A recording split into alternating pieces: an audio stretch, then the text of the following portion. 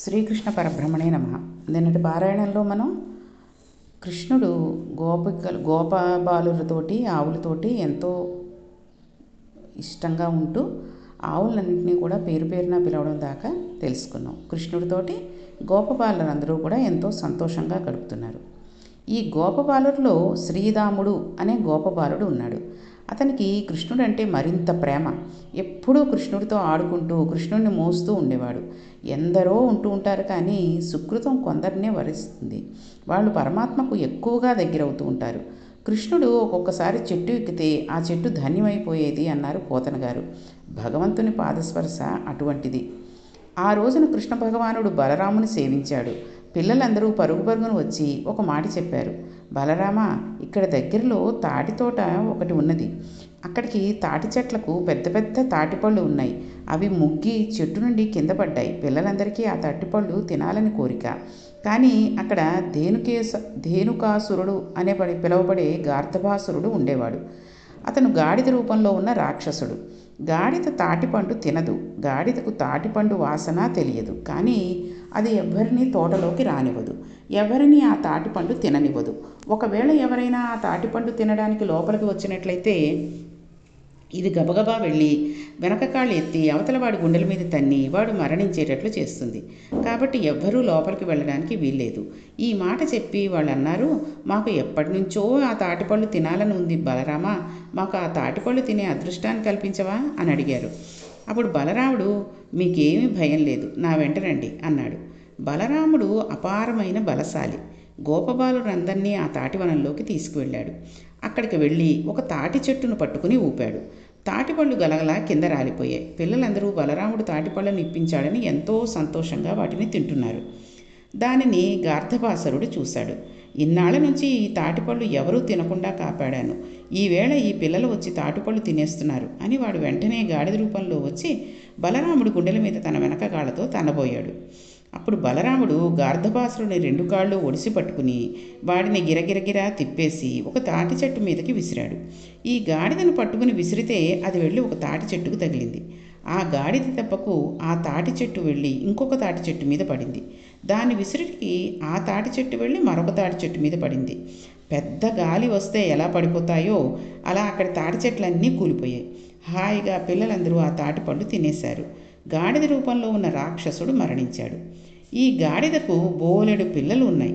మా నాన్నగారిని ఎవరో సంహరించారు అని పిల్లగాడిదలన్నీ కృష్ణుడి మీదకి బలరాముడి మీదకి యుద్ధానికి వచ్చాయి. దారములే వస్త్రములైనట్టు భగవంతుని అంతే జగత్తు ఉంది. అటువంటి పరమేశ్వరుడికి ఎన్ని గాడిదలు వస్తే మాత్రం వాటిని చంపడం ఒక లెక్క. బుడగలు ఉన్న ఎన్నో ఉన్నప్పటికీ వాటిని మనం ఊదేశాం అనుకోండి, అవి పైకి వెళ్ళిపోతాయి.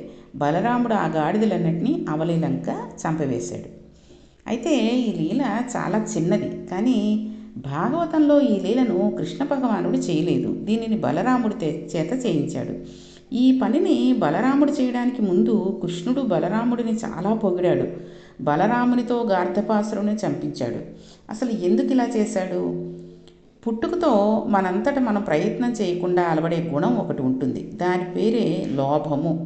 దానిని ఎవ్వరూ నేర్పక్కర్లేదు. అది మనిషికి సహజంగా ఉండే స్వభావం. మామిడి చెట్టుకు నీరు పోస్తే అది మామిడికాయలను ఇస్తుంది, కానీ తాను కాయించిన కాయలలో ఒక్క కాయనైనా మామిడి చెట్టు తినదు కదండి.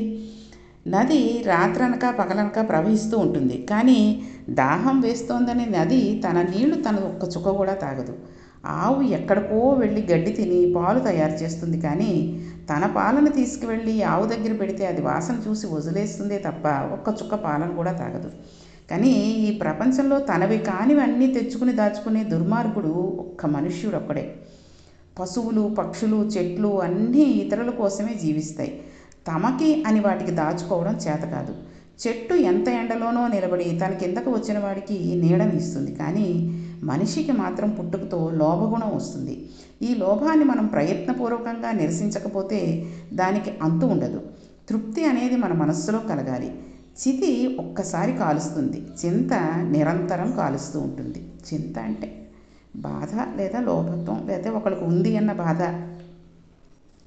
ఇంకా ఏమీ చేయలేకపోయామనే బాధ, ఇవన్నీ కూడా చింతలోకే వస్తాయి. వృద్ధాప్యంలో ఈ చింత మరీ ఎక్కువైపోతూ ఉంటుంది. అది ఎక్కువైపోకుండా ఉండాలి అంటే మనిషి ప్రయత్నపూర్వకంగా ఈశ్వరుడి వైపు తిరగాలి. అలా తిరగకపోతే మనస్సుకి ఆలంబమును మనస్సే వెతికేసుకుంటూ ఉంటుంది. ఎప్పుడూ ఐశ్వర్యం గురించో, పిల్లల గురించో, వారి అభివృద్ధి గురించో, మరొక దాని గురించో ఎప్పుడూ చింతించడం మొదలు పెడుతూ ఉంటుంది. దానివలన ఎప్పుడూ బాధే ఉంటుంది కానీ సుఖం ఉండదు. ఏదో ఇంకా చెయ్యలేదు అని మనసు ఎప్పుడూ ఏడుస్తూనే ఉంటుంది. ఇటువంటి లోభగుణం చేత నరకం వస్తుంది. భార్యా బిడ్డలను పోషించడానికి ధనార్జన చెయ్యాలి. దానిలో కొంత నిలవ చేయాలి. దానిని శాస్త్రం ఎప్పుడూ తప్పు పట్టలేదు. మనిషి సంపాదించిన పుణ్యఫలాలను భార్య పిల్లలు అందరూ పంచుకుంటారు, కానీ పాప ఫలాన్ని మాత్రం ఎవ్వరూ పంచుకోరు. దానిని ఎవరు చేశారో వాళ్లే అనుభవించాలి. అటువంటి పాప ఫలితం పొందకుండా ఉండాలి అంటే పుణ్యకార్యాలను చెయ్యాలి. ప్రయత్నపూర్వకంగా అర్హులైన ఇతరులకు పెట్టడం అలవాటు చేసుకోవాలి. త్యాగం చేత మోక్షాన్ని పొందవచ్చు, స్వార్థం చేత నరకాన్ని పొందుతారు. మనకున్న దానిలో ఎంతో కొంత ఉదారంగా దానం చేయాలి. లేకపోతే వచ్చే జన్మకి మన ఖాతాలో ఏమీ పుణ్యం ఉండదు. ఈ లోభగుణాన్ని విరుచుకోవడం మనంతట మనకి రాదు. మహాపురుషుల జీవితాలను ప్రయత్నపూర్వకంగా చూడాలి. 10 మందికి సేవ చేయడానికి ఎవడు ముందుకు వస్తున్నాడో వానిని స్వార్థం లేకుండా పొగడడంలో వెనకంజ వేయకూడదు. అందుకే కృష్ణ భగవానుడు బలరాముడిని స్తోత్రం చేశాడు. మహాపురుషులను సేవిస్తే, మహాపురుషుల జీవితాలను తెలుసుకుంటే మనలో ఉన్న లోభగుణం విరిగిపోతుంది. 10 మంది కోసం బ్రతకడం అలవాటైపోతూ ఉంటుంది. అందుకే చూడండి, బాగా ధనం ఉన్నవాళ్ళు, డబ్బు ఉన్నవాళ్ళు చాలామంది లోభత్వాన్ని చూపిస్తూ ఉంటారు. వాళ్ళకి చాలా డబ్బు ఉంటూ ఉంటుంది, బట్టకి తిండికి లోటు లేకుండా ఉంటుంది. అయితే భగవంతుడు కూడా చూడండి, ఇంత డబ్బు ఉన్నవాడికి కొన్ని రోగాలు పెడుతూ ఉంటారు. ఇంటి నిండా ఎన్నో రకాల పళ్ళు, స్వీట్లు ఉంటాయి, కానీ ఆ ఇంటి యజమానికి, ఆ ఇల్లాలకి షుగర్ ఉందనుకోండి, అవన్నీ ఏం చేసుకుంటారు? ఎంతోమంది వచ్చి ఏమండి చూడ్డానికి వచ్చామని చెప్పి వాళ్ళకి పళ్ళు, స్వీట్లు ఇచ్చారనుకోండి, అవి తినలేరు. ఆ తినకపోయినా సరే అవి వాళ్ళ పని వాళ్ళకో, లేకపోతే ఎదురుగుండా వాళ్ళకో, పక్కింటి వాళ్ళకో ఇచ్చేస్తే మా వాళ్ళకి ఊరికే వచ్చినవే కదండి, ఇచ్చేసారనుకోండి అది బాగుంటుంది. కానీ వాళ్ళు అలా చెయ్యరు. అవలా మగ్గ పెట్టుకుని, కుళ్ళ పెట్టుకుని పడేస్తూ ఉంటారు. అది లోభత్వం అంటే. అలాగే ఇంకొంతమంది ఉంటూ ఉంటారు, వాళ్ళకి ఎదుటి వాళ్ళకి ఏదో ఉంది అని అనుకున్నారనుకోండి, వాళ్ళకు కూడా కావాలి అనుకుంటూ ఉంటారు కొంతమంది. అయితే ఈ డబ్బు ఉన్నవాళ్ళు ఆ డబ్బుని వాళ్ళ పిల్లలకి, వాళ్ళ మనవలకి, మునిమనవలకి అలాగే ఇచ్చుకోవాలని సంపాదించుకుని ఆఖరికి వాళ్ళేమీ తీసుకోపోకుండా కూడా వెళ్ళిపోతూ ఉంటారు. వాళ్ళ పిల్లలు తిన్నారా లేదా అనేది వీళ్ళు చూడరు. కానీ ఒక చదువుకునే మంచి కుర్రవాడు ఉన్నాడనుకోండి, ఒక పిల్లవాడో పిల్లో ఉన్నారు, డబ్బు లేని పరిస్థితుల్లో ఉన్నారు, చదువుకోవాలనే తపన ఉంది. అటువంటి వాడికి సంవత్సరానికి ఒకసారి ఆ సంవత్సరం స్కూల్ ఫీజు కట్టి వాళ్ళని కొంచెం చదువుకునేటట్టుగా చేస్తే ఆ పిల్లవాడు నిజంగా జీవితాంతం అతనిని తలుచుకుని అతనికి రుణపడి ఉండిపోతాడు. ఆ పుణ్యం అంతా కూడా మన ఖాతాలోకే వస్తుంది.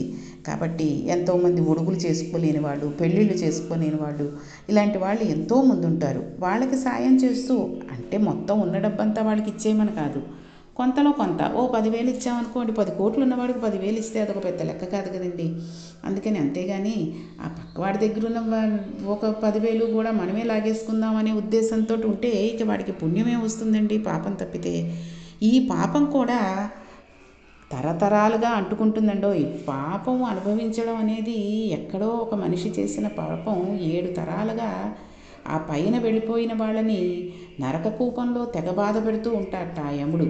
అలాగే ఒక మంచి పుణ్య కార్యక్రమం, ఒక రామాయణం చదవడము, వినడము, లేకపోతే ఒక భాగవతం వినడము, చదవడము, ఒక పుణ్య కార్యక్రమం, దేవాలయానికి కొంత డొనేషన్ ఇవ్వడము, ఇలాంటివి చేశామనుకోండి, ఆ పైన 7 తరాలు, ఈ కింద 7 తరాలు కూడా ఈ పుణ్యంలో భాగాన్ని కూడా పంచుకుంటూ ఉంటాయి.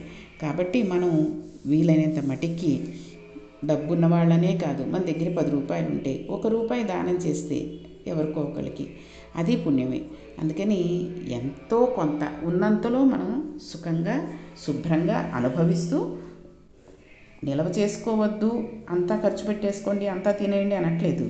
10 రూపాయల్లో 5 రూపాయలు ఖర్చు పెట్టుకోండి, మామూలుగా రోజు అలవాటుకి 2 రూపాయలు దాచుకోండి.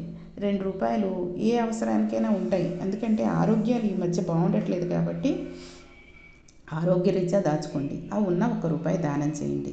అంతేగాని ఉన్న 10 రూపాయలు మనమే దాచేసుకుని ఎటువంటి ఈ సంతోషంగా ఓ బట్ట మంచిది కొనుక్కోకుండా, ఓ తిండి శుభ్రంగా తినకుండా, ఎవరు ఎప్పుడు ఏం పెడతారా అది తినేసి మన డబ్బు దాచేసుకుందాం అనే ఉద్దేశంతో ఉంచుకోకుండా, చక్కగా ఉన్నంతలో మనం ఎవరిని ఒకళ్ళని చేయిచాచి అడగకుండా, ఒకరింటికి వెళ్ళి మా ఇంట్లో పప్పు లేదు, ఉప్పు లేదు ఇవ్వండి అని అడుక్కోకుండా, శుభ్రంగా ఉన్నంతలో ఉంటూ భగవన్నామస్మరణం చేసుకుంటూ కనుక మన లోభత్వాన్ని పోగొట్టుకుంటే, ఆ గాడిదల నిష్కర్మషంగా మనం అకారణంగా కూడా చనిపోకుండా, చక్కగా భగవంతుడు మనల్ని ఎటువంటి బాధ లేకుండా, నిన్న చెప్పుకున్నాను చూసారా, పువ్వు రాలిపోయినట్టుగా మనం రాలిపోయే ఇది ఉంటుందన్నమాట.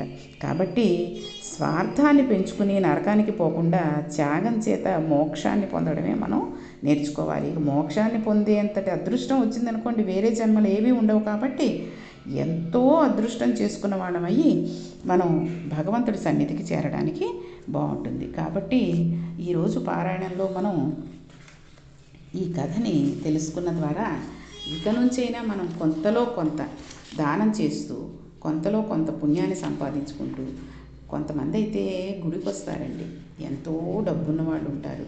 ఆ పూజారి గారికి కానీ హుండీలో కానీ డబ్బు వేయడానికి జేబులోంచి డబ్బులు తీసి ఒక్కొక్కటి వెతుక్కుంటూ ఆఖరికి ₹1 ₹10 తీసి ఆ పూజారి గారి పళ్ళల్లో వేస్తూ ఉంటారు.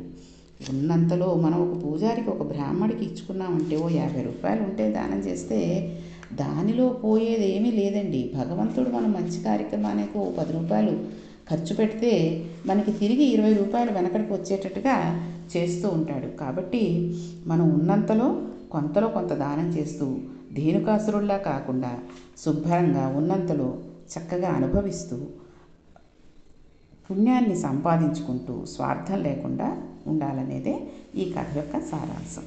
కాబట్టి రేపటి పారాయణంలో మనం కాళీయమర్దనం గురించి తెలుసుకుందాం. శ్రీకృష్ణ పరమాత్మ కాళీయమర్దనం ఎలా చేశాడు, ఏంటి అనే విషయాలన్నింటినీ కూడా రేపటి పారాయణంలో తెలుసుకుందాం.